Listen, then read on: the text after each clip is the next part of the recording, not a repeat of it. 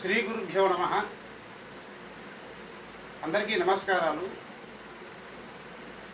కనకరంజని దృగ్గణిత పాఠాలు. ఈ కనకరంజని దృగ్గణితం అంటే ఏమిటి? నేను పూర్వము ఈ కనకరంజని పూర్వ పద్ధతిలో పాఠాలు ఒక 2 నెలల క్రితం చెప్పాను పూర్తిగా. ఇది సాధన వరకు, నక్షత్ర సాధన వరకు. మామూలుగా సిద్ధాంతము, సూర్య సిద్ధాంతం ఒకటి. దాన్ని అనుసరించి ఎన్నో గ్రంథాలు పుట్టాయి. తంత్ర గ్రంథాలు కావచ్చు, కరణ గ్రంథాలు కావచ్చు. మా గురువుగారు చెప్పిన పాఠాల్లో నేను కొన్ని గ్రంథాలు చేయగలను. నేను చేసిన గ్రంథాలు ప్రతిదీ కూడా ప్రత్యక్షం అంటే దృక్తుల్యానికి తీసుకురాగలను.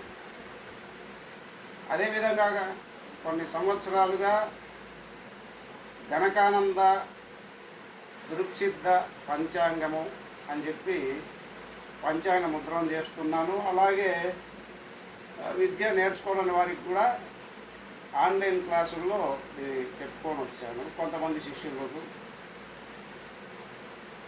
ఈ గణకరంజని కూడా పూర్వ పద్ధతే కాకుండా మరియు కూడా దృగ్గణితంలో కూడా తీసుకురావాలి అని కృషి చేసి దృగ్గణిత పాఠాలు కూడా చేస్తున్నాను. నాకు వచ్చిన గంట విధానాలు ప్రతిదీ కూడా ప్రత్యక్షానికి తీసుకురాగలను.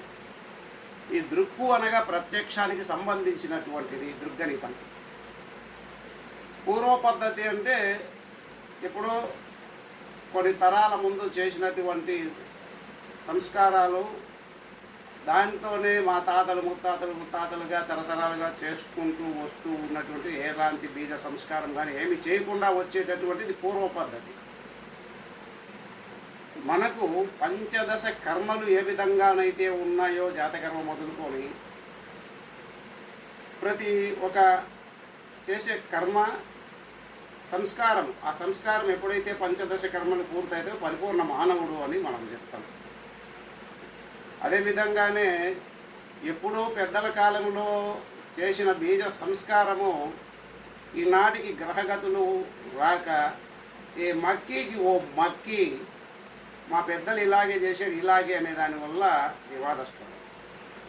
మొదటగా దృక్కు గణితానికి ప్రాధాన్యతగా ఇచ్చేది ఐఎస్టి అంటే భారత కాలమాన రేఖ. అది 82.30 డిగ్రీల వద్ద నిర్ణయింపబడింది. పూర్వము ప్రతి ఒక్కరూ ఉజ్జయిని లంకా భూమధ్య రేఖగా తీసుకొని గణితం చేసేవారు. అలా చేసినప్పుడు పూర్వ పద్ధతికి వస్తుంది. అదే ఐఎస్టి రేఖ ఏదైతే ఉన్నదో లాంగిట్యూడు దానికి చేసినట్లయితే కన్నా దృక్కు అనేటువంటి ఏ ప్రాంతానికి చేసినా ఇది భారత ప్రభుత్వ ఆమోదిత చైత్రపక్ష గణితానికి తిథివార నక్షత్ర యోగ కరణాలు వస్తాయో దానికే సరిసమానముగా ఈ గణితం వస్తుంది. అది నిరూపితం కూడా. గతంలో చెప్పినప్పుడు దేశాంతర సంస్కారాలు విధానాలు చెప్పినప్పుడు పూర్వ పద్ధతి ఈ విధంగా చేసేదానివల్ల ఇటువంటి వ్యత్యాసం వస్తుంది, దృగ్గణితం ఈ విధంగా చేసేదానివల్ల ఇటువంటి ఖచ్చితమైనటువంటి వస్తున్నాయని తెలియజేశాను దాన్ని. అదేవిధంగా గణకానంద దృక్కు కావచ్చు, లేకపోతే కళ్యాణ గణితం కావచ్చు, గ్రహలాఘవీయం కావచ్చు, నాకు తెలిసినటువంటి సిద్ధాంత నరకంఠీరవము, ఇంకా కొన్ని గ్రంథాలు, దాంతోపాటు ఈ గణకరంజని కూడా ఈ సిద్ధాంతం. దీన్ని నేను ఆచరిస్తూ వస్తున్నాను. దృక్ పద్ధతి పూర్తిగా గణితం చెప్పాలని నిర్ణయించుకొని మా యూట్యూబ్ ఇంద్రకంటి ప్రసాద్ శర్మ యూట్యూబ్ ఛానల్లోనూ, అలాగే ఇంద్రకంటి వారి గణకరంజని దృగ్గణిత పాఠములు అనే యొక్క దాంట్లోనూ కూడా ఈ వీడియోలు అప్లోడ్ చేయబడతాయి.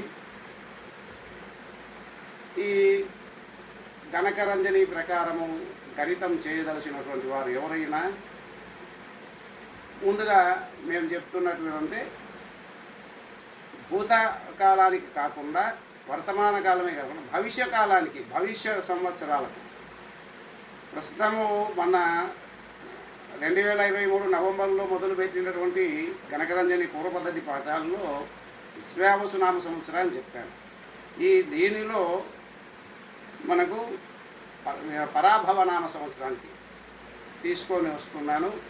కాబట్టి ఆసక్తి ఉన్నవారు తప్పకుండా వారి వారి అక్షరాలను బట్టి రఫ్ ఒకటి కరప్షన్ చేసి పెట్టుకున్నటువంటిది, అంటే కలెక్షన్స్ పూర్తిగా చేసుకుని పెట్టుకున్నటువంటిది, దానికి ఒక పుస్తకం లాంగ్ నోట్బుక్ రాతను బట్టి 2 రఫ్లు కావచ్చు, 3 రఫ్ పుస్తకాలు కావచ్చు పెట్టుకొని ఏదైనా నాలో చెప్పే విధానంలో తప్పు ఏమైనా ఉంటే పెద్దలు తెలియజేసిన సరి చేసుకొని మరియు కూడా వచ్చే పాఠాల్లో చెప్తాను.